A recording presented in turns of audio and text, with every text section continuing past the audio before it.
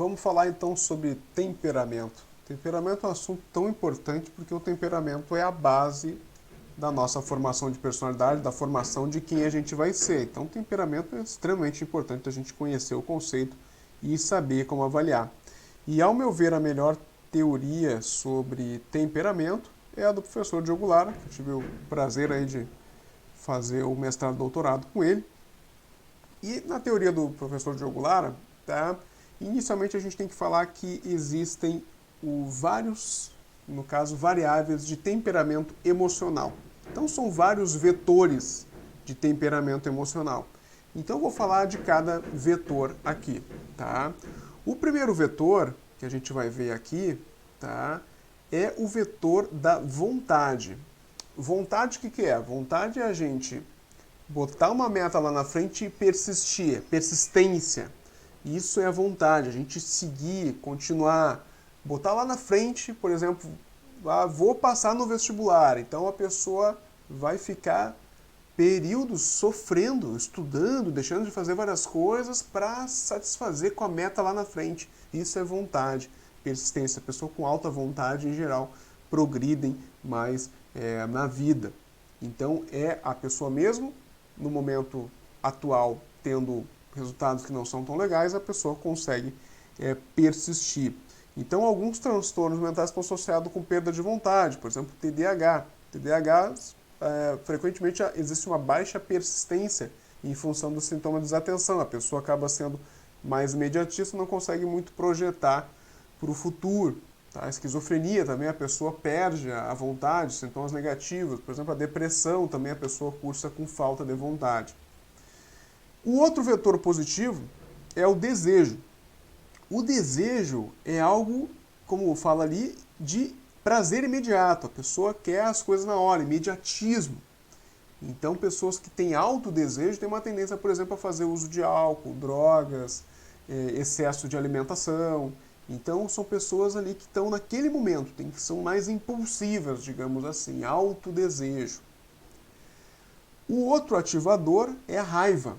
Então, raiva, você sabe, então, da pessoa ser irritável, da pessoa responder rápido, não levar desaforo para casa, da pessoa ter a resposta rápida frente ao perigo, de reagir, de ativação. Isso é a raiva. No outro eixo, tá, isso é bem interessante, que é uma coisa do modelo do Diogo, tá, o modelo Affect, certo? Que raiva, os eixos de ativação, os eixos de inibição, eles não são antagônicos, eles podem coexistir no mesmo indivíduo em alta intensidade. Isso é bem legal do modelo do Diogo, que difere dos outros. Então, você vê que os dois, a ativação cruza com a inibição. Então, é possível a pessoa ter alta ativação e alta inibição ao mesmo tempo. Então, a inibição é basicamente o medo. Então, a pessoa que evita de fazer coisas, a pessoa que acaba sendo mais inibida socialmente, certo? A pessoa que é mais restrita em seus comportamentos, apresenta mais comportamentos evitativos e também tem mais ansiedade, digamos assim, principalmente frente a situações que ela considera perigosa. Então, isso são os traços de alto medo. Então, nos transtornos de ansiedade, a gente vai ter pessoas que têm altos graus de inibição. Por exemplo, também na depressão, a gente também pode ter um grau de inibição mais elevado também nessas pessoas. Mas o mais interessante é isso. Existe a possibilidade da pessoa ter os dois ao mesmo tempo. Alto medo e alta raiva, alto desejo. Em geral, quando se tem esses alto desejo, alta raiva e alto medo, a gente vai ter uma vontade mais baixa. Okay? E aí nós vamos ter outros 3 vetores aqui. Então eu vou falar primeiro do controle. O controle as pessoas vão adquirindo ao longo da vida, que é a capacidade de organização, de planejamento. Então tudo isso vai fazer parte do controle. Pessoas que têm muito controle são muito organizadinhas. Tá? E depois eu vou falar com vocês sobre a questão da associação do controle com o comportamento suicida. A gente está realizando uma pesquisa no momento, tá? Depois eu vou mostrar os resultados para vocês. Então, pessoas às vezes com autocontrole, acabam também ficando muito ansiosas. Pessoas mais obsessivas, por exemplo, o transtorno obsessivo compulsivo, por exemplo, é um transtorno de autocontrole. A pessoa tem que estar tudo muito direitinho da forma como ela quer. Então, o controle é bom, uma certa parte. E aí nós temos outros dois vetores aqui, que é a sensibilidade. A sensibilidade é a nossa capacidade de reagir negativamente a estressores externos ou internos. Então a pessoa passou por uma situação de rejeição social, terminou um relacionamento, foi demitido, certo? Então esses estressores, ou enfim, perdeu alguém, é a capacidade da pessoa estar lá e desabar. Tá? Então a pessoa que desaba muito fácil, às vezes com qualquer estressor, é uma pessoa que tem uma alta sensibilidade. E a gente vê aí que a alta sensibilidade está associada com muitos transtornos mentais. Praticamente com todos os transtornos mentais a gente vai ter alta sensibilidade. Então, pessoas muito sensíveis também não são interessantes. A gente vê que as pessoas, às vezes, que, no caso, têm mais sucesso, às vezes, tá? São pessoas que têm menos sensibilidade. Em relação ao coping, tá?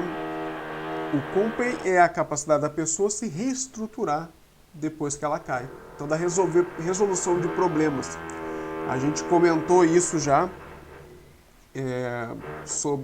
na época quando a gente fala sobre mecanismos de defesa, que mecanismos de defesa são os inconscientes para a gente conseguir, no caso, lidar com a realidade externa, e o coping são os mecanismos de defesa, digamos que conscientes que a gente tem, as nossas capacidades de resolução dos problemas. Então, juntando todos esses temperamentos aqui, tá, a gente vai ter os temperamentos afetivos. Então, vocês veem a distribuição aqui, tá, que pessoas que são mais aqui, tá, nessa parte mais vermelhinha, são as pessoas mais externalizantes. Pessoas que estão mais aqui para baixo, no azulzinho, são as internalizantes. Pessoas que estão mais na ponta aqui, nas outras pontas, são as instáveis, e as pessoas no meio são as estáveis. Aí eu vou falar um de cada um para vocês aqui agora, tá? Então, dos temperamentos internalizantes, nós temos 3. O depressivo é aquela pessoa que tem tendência à tristeza, à melancolia, vê pouca graça nas coisas, tende a desvalorizar, não gosta muito de mudança, prefere ouvir a falar. Essas pessoas a gente tem visto que tem mais tendência maior a fazer episódios depressivos ao longo da vida. Então, a pessoa ali que parece que está sempre uma nuvenzinha em cima dela, assim, a tendência. Tá? Lembrar que temperamento não é transtorno da gente, é uma tendência da pessoa reagir, e a gente sabe que o temperamento aumenta a chance de alguns transtornos mentais. O temperamento evitativo, ansioso, é a pessoa que é mais preocupada, insegura, mais pessimista, evita situações de risco, mais alerta, vigilante. Essa pessoa, obviamente, vai ter uma tendência mais a ter transtorno de ansiedade. Tá? Alto grau de medo nessa pessoa. E o apático é a pessoa que tem pouca vontade, pouca iniciativa, mais desligado, não conclui o que começa, mais passivo, mais lento. Esse é, no caso, o apático. É pouca vontade. A pessoa lá, tá bom lá, ficar Netflix, pipoca, show de bola essa vida. Tá? Então, pessoas às vezes com poucos interesses. Já os temperamentos instáveis, a gente tem o ciclotímico, disfórico e o volátil. O ciclotímico é aquela pessoa de lua, imprevisível, alto e baixo. Tá? Um dia tá bem, outro dia tá ruim, às vezes no mesmo dia varia.